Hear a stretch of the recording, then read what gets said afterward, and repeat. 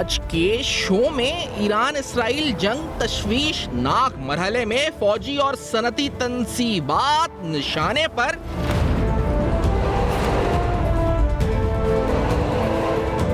امریکی صدر کی ایران کو دھمکی, اسرائیل پر حملے جاری رہیں گے, ترجمان ایرانی وزارت دفاع.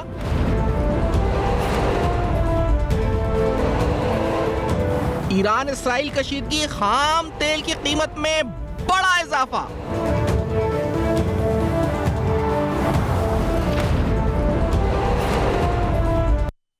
السلام علیکم. پس پردہ حقائق سنسنی خیز انکشافات پروگرام بے نقاب میں ہوں آپ کے ساتھ عفان خان. ناظرین, ایران اسرائیل کشیدگی معاملات کیا رخ اختیار کر سکتے ہیں یہاں سے؟ کشیدگی یعنی 5 دن کی یہ جو جنگ جاری ہے اس وقت, یہ کانفلکٹ بڑھتا ہوا نظر آتا ہے یہاں سے.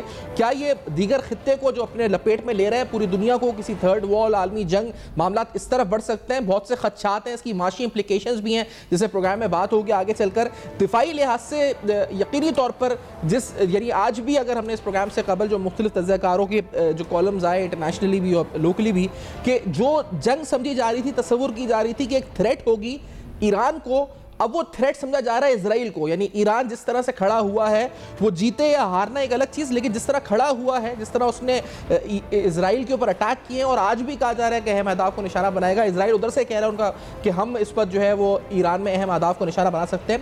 دھمکیوں کا سلسلہ بھی جاری ہے ایک دوسرے کی طرف سے, لیکن یقینی طور پر اس وقت امریکہ کا کردار کیا ہوگا یہ بھی دیکھنا ہوگا کہ ڈونلڈ ٹرمپ کی جو دھمکی تھی, جس پر انہوں نے ابھی کچھ دیر پہلے وضاحت بھی دی ہے کہ ان کا کہنے کا مقصد کیا تھا, اس پر تفصیلاً گفتگو ہوگی. لیکن مجموعی طور پر یہ اسرائیل کے لیے بھی اب تھریٹ بنتا جا رہا ہے. وہ یہاں سے کیا راستہ اختیار کر سکتا ہے, امریکہ اس میں کیا کردار ادا کر سکتا ہے, اور یہ ایک بہت بڑی ہیومیلیشن ہے کیونکہ جو دنیا کے اہم ترین ممالک ہیں وہ اسرائیل کو ایک جسے کہا جائے کہ ایک انچیلنجبل ایک اینیمی کے طور پہ یا پھر ایک الائے کے طور پہ دیکھتے تھے, جس کو ملٹریلی کوئی ڈیفیٹ نہیں کر سکتا. لیکن ایران نے جس طرح سے ٹارگٹ کیا ہے, ان ٹارگٹس کے بعد اور ان اچیومنٹس کے بعد بہت سے سوالات, بہت سے خدشات اٹھنے لگے, اور یہ جو پورا جو ایکویجن ہے, اس ایکویجن کے اندر ایران بھی سامنے ابھر کر آ چکا ہے. تو اس صورتحال میں یقینی طور پر یہ کانفلکٹ آگے کہاں جا سکتا ہے, پاکستان کا کردار یہاں پر کیا ہونا چاہیے, اور کس طرح اس کو آگے لے کر آگے بڑھنا چاہیے, یہ سارے اہم سوالات اور معاشی امپلیکیشنز, کیونکہ خام تیل کی قیمتوں میں مسلسل اضافہ ہوا ہے. ایرانی سٹاک مارکیٹ کا آگے کچھ دن کے لیے بند کر دی گئی ہے,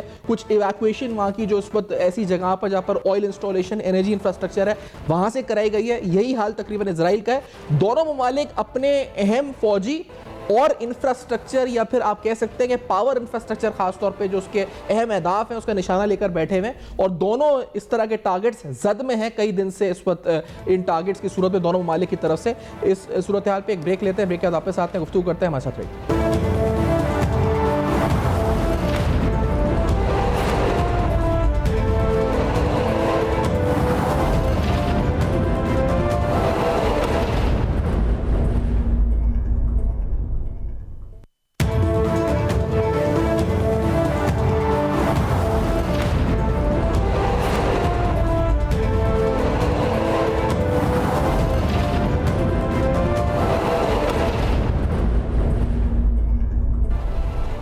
ویلکم بیک. آپ دیکھ رہے ہیں بے نقاب, اور اسرائیل ایران کانفلکٹ کیا صورتحال اختیار کر سکتا ہے یہاں سے, یہ کتنی پیچیدہ مزید ہو سکتی ہے, کتنی تشویشناک اس وقت ہے. احمد حسن العربی پروگرام میں ساتھ موجود ہیں, سینئر تجزیہ نگار ہیں. احمد صاحب فرمائے گا کہ یہ کانفلکٹ یہاں تک آ چکا ہے, پہلے تو were you expecting this, اور یہ کتنا آپ کے نزدیک, کیونکہ دنیا تو اس کو ایران کے لیے تھریٹ تصور کر رہی تھی, کیا واقعی میں ایکویژن اب چینج ہو گئی اور اسرائیل کے لیے بھی ایک تھریٹ ہو چکی ہے یہ جنگ؟ جی بہت شکریہ. دیکھیں, جو جنگیں ہوتی ہیں اس میں میں پہلے جب سے ایران اسرائیل کانفلکٹ شروع ہوا ہے جی, میں تب سے یہ بات کہہ رہا ہوں کہ ہم ایران کی ویکنسز, ایران کی کمزوریاں, ایران کی ریسٹرکشنز تو ڈسکس کر رہے ہیں, ہمیں کرنی بھی چاہیے. فیکچوئل انالیسز یہ ہے, لیکن دنیا میں کبھی بھی ایسا نہیں ہوا کہ کوئی ملک دوسرا انوینسیبل ہو. اسرائیل کی جو ایک متھ بنی ہوئی تھی کہ یہ اس کے پاس بہت طاقت ہے, بہت پاور ہے, اس کے پاس امریکہ اس کی بیکنگ کر رہا ہے, ویسٹ اس کی بیکنگ کر رہا ہے, اور ان کے پاس ٹیکنالوجیکلی یہ بہت زیادہ ایڈوانسڈ ہیں, لیکن ایسا پریکٹیکلی امپاسبل ہے کہ اسرائیل کی کوئی ویکنس نہ ہو. اور اسرائیل کی ویکنسز پچھلے 2-2.5 سال میں بہت ابھر کے سامنے آئی ہیں. اپنی تمام تر طاقت ہونے کے باوجود وہ غزہ کے چھوٹے سے علاقے سے بھی حماس کو ختم نہیں کر سکے. اور ان کی جو پاپولیشن ہے 92% پاپولیشن جو اربن سینٹرز میں رہ رہی ہے وہ ان کی بہت بڑی کمزوری ہے. اسرائیل کا پوری دنیا کے سامنے جو اسرائیل کو ذلت اٹھانا پڑی ہے پچھلے 2-2.5 سال میں, اسرائیل جو کہ دنیا کی سب سے most hated country in the world بن گئے, وہ بھی ان کی کمزوری ہے. ان کوئی کسی ملک کی حکومت پبلکلی ان کے ساتھ کھڑے ہونے سے ڈر رہی ہے, یہ بھی بہت بڑی کمزوری ہے.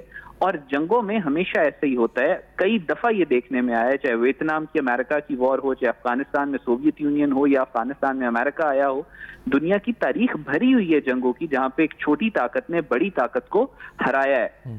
تو اس وقت جب جنگ ہوتی ہے پھر اس کے بعد ایکویژن ڈفرینٹ ہوتی ہے. جنگ کے اندر کریج میٹر کرتی ہے, جنگ کے اندر ٹیکنالوجیکل ایڈوانسمنٹ میٹر کرتی ہے, جنگ کے اندر آپ کی اسٹریٹجی میٹر کرتی ہے, جنگ کے اندر آپ کی ول اور وزڈم میٹر کرتا ہے. سو وہ ساری سچویشن دیکھ کے ابھی ایران بھی اتنا ہی ولنریبل ہے جتنا اسرائیل ولنریبل ہے. ایران کے چند صحیح فیصلے آنے والے چند دنوں میں اسرائیل کے لیے بہت بڑی پرابلم کریٹ کر سکتے ہیں. دونوں ملک کی مثال کے طور پہ وہ کیا صحیح فیصلے ہو سکتے ہیں جو اسرائیل کے لیے مزید پرابلم یہاں سے کریٹ کر سکتے ہیں؟ دیکھیں, ایک اصول سمپل ہے ایران کو لے کے, ایک تھوڑی سی جو اپریہنشن پوری دنیا کے اینالسٹ کے اندر ہے وہ یہ ہے کہ ایران بہت ڈیفینسولی ایکٹ کرتا رہا ہے پچھلے 3 سال میں اب تک. ایران کی حزب اللہ جو تھی اس کی ایک ایس پراکسی تھی وہ بالکل ختم ہو گئی, ایران چپ رہا. ایران کے صدر اور فارن منسٹر والا جو واقعہ ہوا پھر بھی ایران نے اس طریقے سے ریٹیلیٹ نہیں کیا جس طریقے سے کرنا چاہیے تھا. ایران میں اسماعیل ہانیہ کی شہادت ہوئی, ایران نے اس طریقے سے ایکٹ نہیں کیا جس طریقے سے کرنا چاہیے تھا.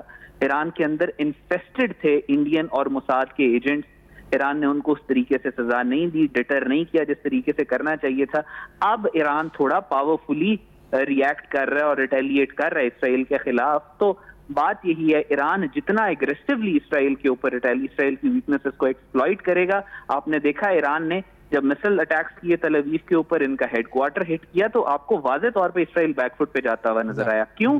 کیونکہ ایران نے ایگریسولی ایکٹ کیا. آج کل کے ماڈرن انٹرنیشنل آرڈر میں جتنا زیادہ ایگریسولی آپ دشمن کو ڈٹر کر سکتے ہیں آپ کے چانسز اتنے بہتر ہوتے ہیں. تو اہم ترین معاملات ہیں ناظرین یقینی طور پر جو یہ جو ایکویژن ہے جنگ کے بعد یہ ان ریئل ٹرمز جو ہے تبدیل ہو جاتی ہے. تو ہم جو اس وقت انالیس کر رہے تھے ایران کے حوالے سے, اب یقینی طور پہ ایکویژن کافی چینج ہوئی ہے.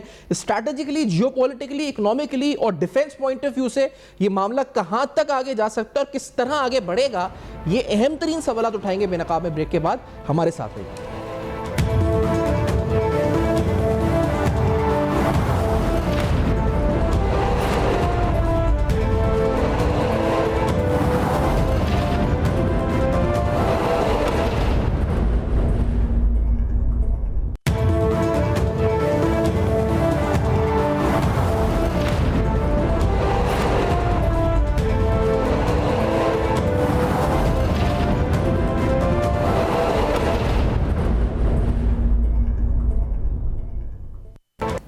Welcome back. آپ دیکھ رہے ہیں بے نقاب میں اہم ترین تفصیلات پہ گفتگو ہو رہی ہے. ایران اسرائیل کشیدگی کیا رخ اختیار کر سکتی ہے؟ بریگیڈیئر ٹیپو سلطان صاحب پروگرام میں ساتھ موجود ہیں. بریگیڈیئر صاحب خوش آمدید. آواز آپ تک پہنچ رہی ہے؟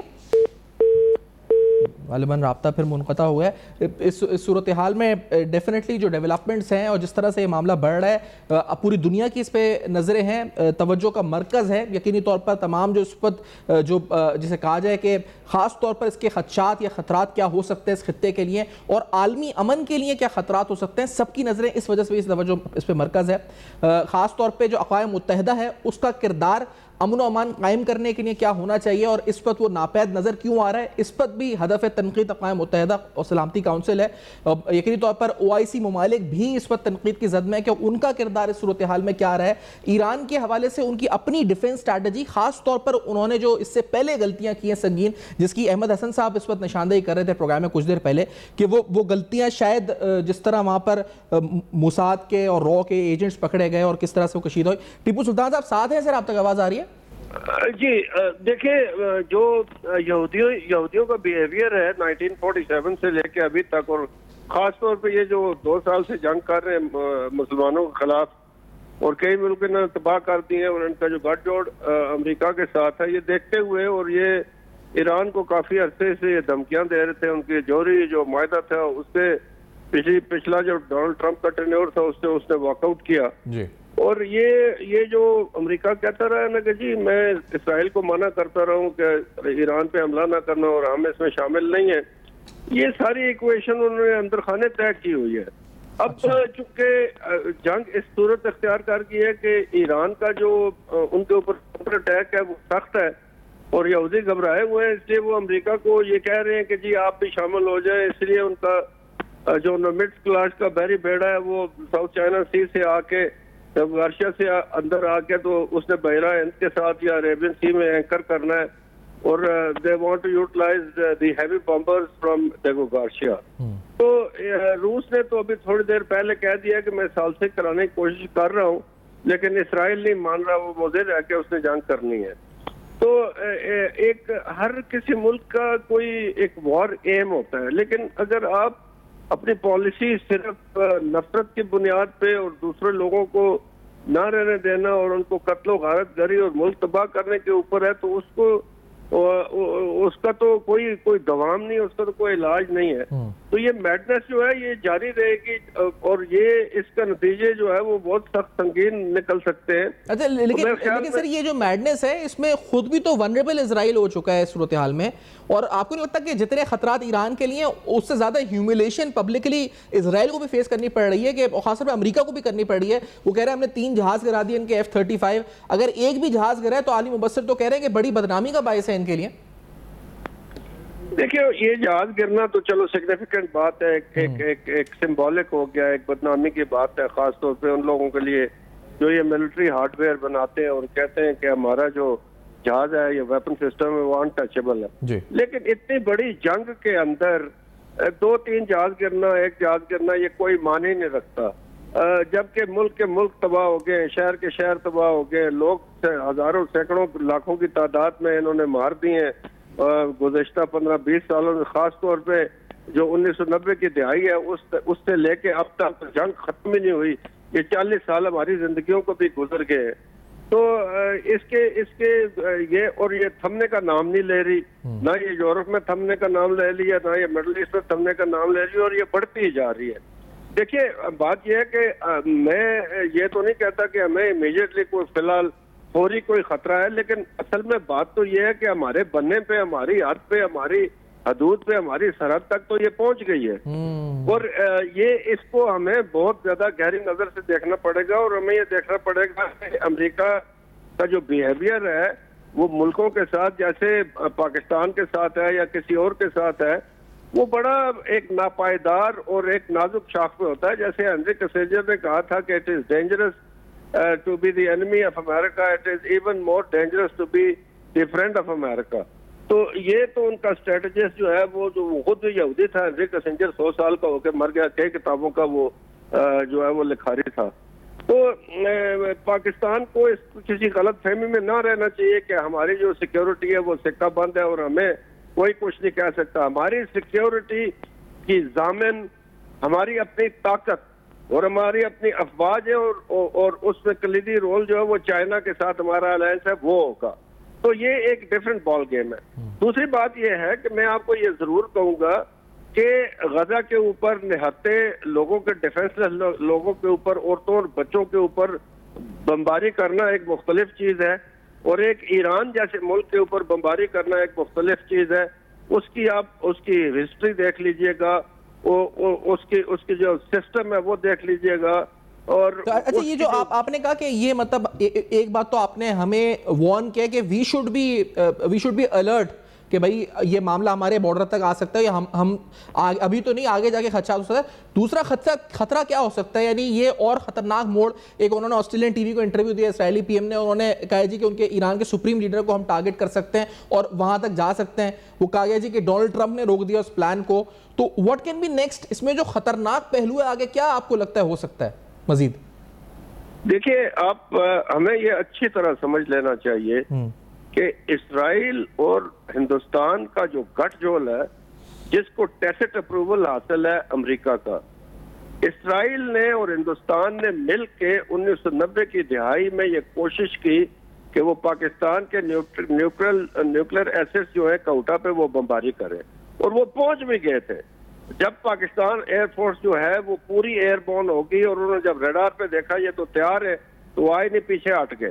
تو کوشش تو وہ کرتے رہے. اب یہ جو ابھی اسکرمش ہوئی ہے بنیادم مرصوص ہماری ہندوستان کے ساتھ, جس میں ہندوستان کا منہ ایک دفعہ پھر کالا ہوا ہے سوئفٹ ریٹارٹ کے بعد 1919 کے بعد, تو اس کے اندر بھی اسرائیلی وہاں پہ بیٹھے ہوئے تھے.